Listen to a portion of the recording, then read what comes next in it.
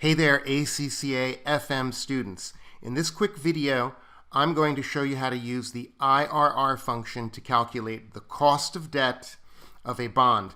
These numbers come from Question Fence. Okay guys, crack open your spreadsheet. Let's get started.